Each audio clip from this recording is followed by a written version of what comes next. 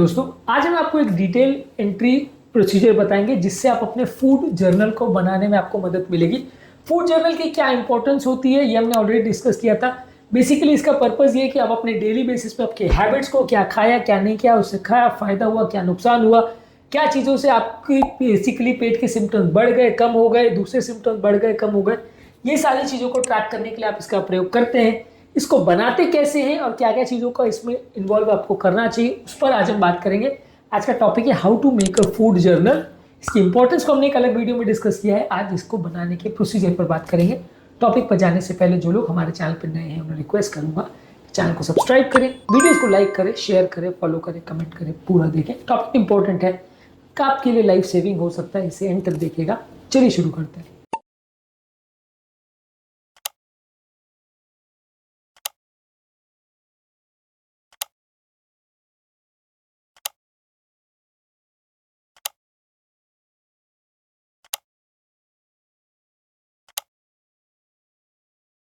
Food journal बनाने के लिए आपको जो भी चीज़ कन्वीनियंट हो, चाहे वो डायरी हो, नोटबुक हो, कोई डिजिटल बुक हो, लैपटॉप हो, स्प्रेडशीट हो, एक्सेल शीट हो, जो आपको सुविधाजनक लगे, कोई एप्लीकेशन हो सकता है।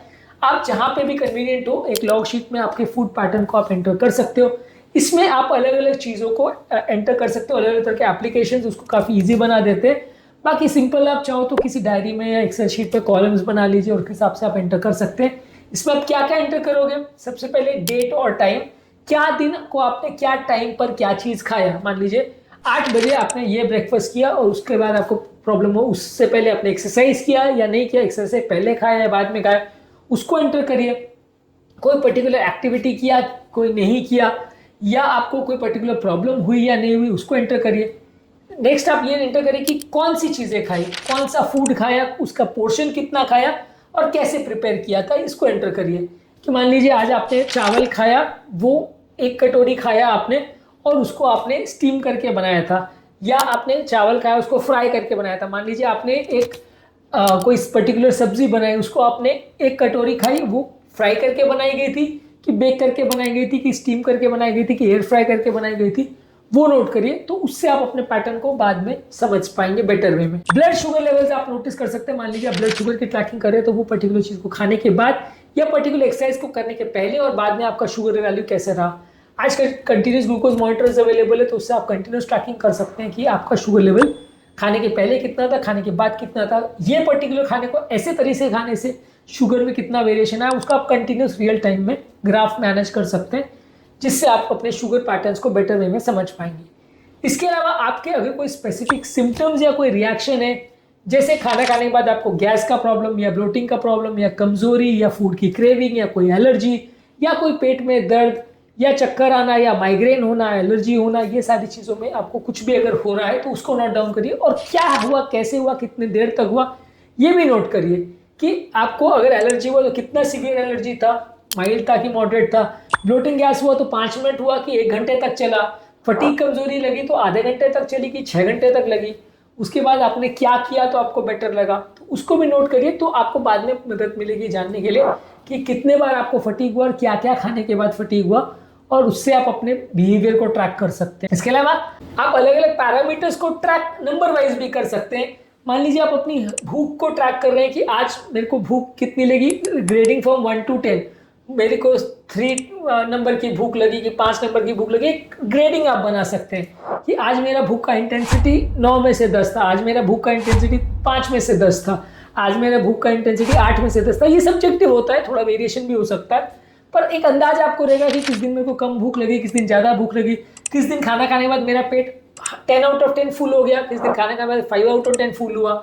इसके अलावा आप बाकी चीज़ों को भी ट्रैक कर सकते हो। आज मेरे को गैस हुआ, आज का मेरा गैस का जो प्रॉब्लम था वो 10 out of 10 था, मतलब फुल इंटेंसिटी जितना कभी नहीं हुआ उतना हो रहा है।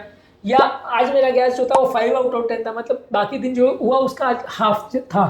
तो इस तरह से आप एक सब्जेक्टिव एक चार्टिंग बना सकते हैं, जिसको डॉक्टर को जज करने में मदद मिलेगी कि आज आपका सिम्टम कितने इंटेंसिटी का था। जैसे पेन की एक स्केल आती है, पेन में एक स्केल होता है जिसमें आप खुद ही ग्रेड करते हो कि आज मेरा पेन जो है वो ग्रेड 3 था कि ग्रेड 4 था कि ग्रेड 5 था कि ग्रेड 10 था, ऐसा।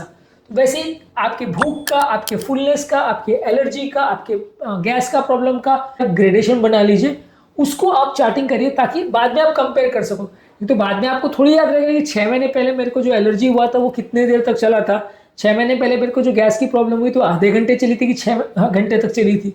वो सब आप 6 महीने बाद या 1 साल बाद पूरा भूल चुके होंगे। तो उस समय ये चार्टिंग आपकी मदद करेगी कि आपको पिछले 6 महीने में 4 बार गैस का प्रॉब्लम हुआ, कितने कितने देर चला, क्या खाने के बाद ज़्यादा हुआ, क्या खाने में कम हुआ, ग्रेडेशन आपके पास अवेलेबल रहेगी। इसके अलावा आप अपने मूड और अपने इमोशंस की ट्रैकिंग कर सकते हैं कि कोई चीज़ को खाने के बाद स्ट्रेस, एंग्जाइटी, क्रेविंग या इमोशनल ईटिंग हो रही है, कि क्या चीज़ होने के बाद या मन में किस तरह के विचार आने के बाद आप ज़्यादा खाते हो, कम खाते हो, क्या चीज़ आपके फीडिंग पैटर्न को अफेक्ट करती है, क्या चीज़ नहीं करती है। आज मान लीजिए मेरा मन उदास था, मैंने ज़्यादा खा लिया, मेरा मन आज ठीक था तो उसके लिए मैंने ज़्यादा खा लिया, आज हम पार्टी करने गए थे तो एंजॉय कर रहे थे इसलिए ज़्यादा खा लिया। तो आपके मूड और आपकी इमोशंस आपकी फीडिंग बिहेवियर को कैसे इन्फ्लुएंस करते हैं उसकी भी चार्टिंग कर सकते हैं। इसके अलावा आप अपने वर्कआउट्स को चार्टिंग कर सकते हैं कि मैंने कितना वर्कआउट किया, क्या एनर्जी लेवल था, क्या हाइड्रेशन था, क्या खाने के बाद मेरे वर्कआउट के दौरान मेरे को वीकनेस लग रही थी, क्या खाने के बाद वर्कआउट के बाद एनर्जी अच्छी लग रही थी। तो आपकी एनर्जी पैटर्न्स को भी आप उससे ट्रैक कर सकते हो। तो एनर्जी और वर्कआउट के एक्टिविटी पैटर्न को कितनी देर एक्सरसाइज की, कौन सी एक्सरसाइज की, इसको भी आप उस चार्टिंग में डाल सकते। कोशिश ये करिए कि इस तरह की चीज़ों में आपको फायदा तभी होगा जब आप कंसिस्टेंट वे में उसको करेंगे, यानी डेली करेंगे। जब आप 3 महीने में एक बार करेंगे तो आपको कोई फायदा नहीं होगा। जो भी चीज़ होगी उसको तुरंत इमीडिएटली रिकॉर्ड करिए और डिटेल्स आपको उसी टाइम में सबसे ज़्यादा याद रहेगी। 3 दिन बाद आप चार्टिंग करने बैठोगे तो सब भूल चुके होंगे। तो इसलिए सेम टाइम पे चार्टिंग करिए, डिटेल में करिए, और जो सारी चीज़ें उस समय दिमाग में आ रही कि ये खाया, ये नहीं खाया, सारी चीज़ों को मेंशन करिए तो फायदा ज़्यादा हो। उसके बाद आपका जो फूड जर्नल बनता है आप उसका एक रिव्यू कर सकते हैं कि ये चीज़ों से मेरे को फायदा हो रहा है, ये चीज़ों से नुकसान हो रहा है, ये पैटर्न्स हैं। इस फूड जर्नल के बेसिस पे आपका ओवरऑल पैटर्न को आपके डॉक्टर जज कर सकते हैं, आपके खाने पीने के बिहेवियर को चेंज कर सकते हैं और बेटर वे में उसको मैनेज कर सकते हैं। आज के टॉपिक में हमने बात करी कि फूड जर्नल को बनाने के लिए क्या क्या चीज़ों का ध्यान रखने की ज़रूरत है और इसको आप प्रैक्टिकली कैसे बनाओगे। अलग अलग व्यक्ति का अलग अलग तरीका हो सकता है। एक प्रैक्टिकल एग्जाम्पल हमने आपको दिया कि क्या क्या चीज़ों की इंपॉर्टेंस है, इसमें क्या क्या आपको लिखना है जिसकी बाद में उपयोगिता हो सकती है। इसके अलावा हेल्थ जर्नल पर और हेल्थ जर्नल कैसे बनाते हैं, क्या लिखते हैं, उस पर भी हमने सेपरेट वीडियो किया, उस वीडियो को भी जरूर देख लीजिएगा। टॉपिक एंड करने से पहले जो लोग हमारे चैनल पर नए हैं उन्हें रिक्वेस्ट करूँगा चैनल को सब्सक्राइब करें, वीडियोज़ को लाइक करें, शेयर करें, फॉलो करें, कमेंट करें, पूरा देखें।